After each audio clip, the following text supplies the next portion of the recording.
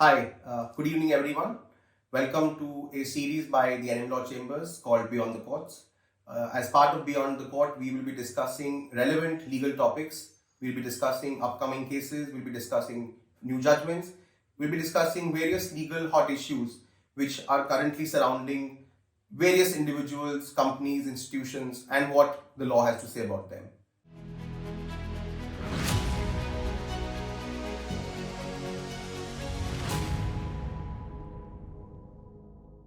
So today what we're going to be discussing is a very interesting topic on lookout circulars. Over the years, there has been a growing trend that there have been multiple LOCs issued against individuals, more so promoters, independent directors, and by various agencies, including banks. Of course, needless to say, not only does this limit the right to travel, but also becomes an embarrassing sore pain point, especially because when an LOC is issued, the only way one really finds out is when you're stopped at immigration. So here we are to discuss the legality of it, the multiple challenges to it, and how does one sort of navigate the course of having an LOC issued against them. Malak, over to you. Yeah, so let's start with first understanding and breaking down what an LOC is. Very simply put, it's what is called a lookout circular, which an investigating agency or a bank or any institution which is authorized to do so issues and initiates before the Bureau of Immigration. Now, interestingly, there is no statutory backing to any of the powers under which a lookout circular can be issued, because these are all issued under various office memorandums, as we call them, where at different points in time, different agencies were given the powers to issue an LOC. Before we get into, and Neha will go into what these OMs are and which year the OMs came out, let me just break down what kind of LOCs are open. The LOCs that typically the agencies or the banks open are of two kinds. One is an intimate LOC, which is that at the time you were not restricted to go to travel. However, once the lookout circular is issued and is prevalent at the Bureau of Immigration, the Bureau will intimate the issuing agency that this person is now seeking to travel abroad. I am intimating you that the person is traveling and when he is coming back. On the other hand is the LOC, which is a preventive LOC, where the person is stopped at the immigration itself. He is not allowed to cross the international borders, and the intimation goes to the agency that this person was trying to leave the country. We've stopped him here, which is the very big restriction on the right to freedom of travel. Over to you, Neha, on what these OMs are. So these office memorandums are a delegated piece of legislation which are mostly passed by the Ministry of Home Affairs to the Bureau of Immigration, and they lay down a detailed procedure of when, against whom, and in what manner and prescribed format can an LOC be issued.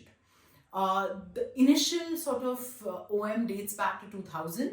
Then after that, which was challenged in the Delhi High Court because there was ambiguity over who could issue it and who could not in the Salkhan Singh judgment. That led to an OM of 27th October 2010. Multiple times that OM was modified to sort of enhance the powers of under what circumstances and who could issue an LOC. One such amendment to that was in October of 2018 when banks were given the power. Why were banks given the power? Because as we saw in 2016 and 2018, we had large defaulters of bank loans, be it a certain Mr. Vijay Mallya and a certain Mr. Nirav Modi flee away from the country, and the whole process to get them back is painstaking. So the banks were given this power to sort of restrict people from traveling abroad, especially if they were categorized as willful defaulters or had defaulted, or they were notified as fraud under the RBI fraud circular. Also simultaneously, an OM was issued in sometime in 2019 to increase enhance the ambit of that an LOC can be issued for somebody who is an economic threat to the country. Therefore, in tandem with the 2018 amendment. Pursuant to the issuance of these OMs in 2018 and 2019, what has happened is there's been a sea jump in the number of LOCs that have been issued. Banks can issue them, and multiple banks. Largely, we see there are consortiums of banks in large accounts. So every bank, as they declare the account NPA or fraud, goes and issues an LOC. So many times, we have promoters, independent directors, guarantors facing this problem of multiple LOCs by banks. Then, on the basis of declaration of fraud, when the CBI gets involved because a complaint is made by the bank, the CBI registers and seeks for issuance of an LOC. Then sometimes the ED comes in and the SFIO comes in. But the problem really is that even this office memorandum says that you can only issue an LOC when there is a non-bailable warrant against someone. Now that does not sit in tandem with the power given to the bank, because many times when banks open LOCs or make a request to BOI to open an LOC, there is no FIR also. So the whole lay of the power to issue LOCs is really, as Malak said, without statutory backing, and there is a whole diversion in or contradiction in the whole process of it. Consequently, till somebody does not lay this issue to rest, because the OMs are challenged in multiple courts, these teething issues will happen. What has happened is that all the 2010, the 2017, 2018, 2019 OMs have been consolidated into a February 2021 OM, which has a rather unique power, where initially the LOCs could only be for 1 year, but now they're an auto renewal, which sort of causes a further layer of prejudice. Which in fact brings us to the next part as to why do we see this in courts. So what typically happens and what's the issue prevalent with the LOC system is threefold. Number one, it is a direct impediment on your right to travel. Number two, the secrecy around the manner in which the LOC is opened. And number three, the multiplicity as well as the conundrum as to which court you will come to. Let's address the first one. Since Maneka Gandhi, the law of this country is well settled that right to travel abroad, which includes the right to free movement within the country and outside, is a part of fundamental right. However, it can only be subject to reasonable restriction, which includes the economic interest of the country. Now, the term economic interest of the country is very wide, and that's where one in 2018 tried to fit in this issue that if the banks are turning NP and the accounts are going bust, why should people who have allegedly looted the banks be allowed to go? But what happens with this is that today, at the drop of a hat, the moment an account is declared NPA or is stressed, the bank uses this as a recovery tool.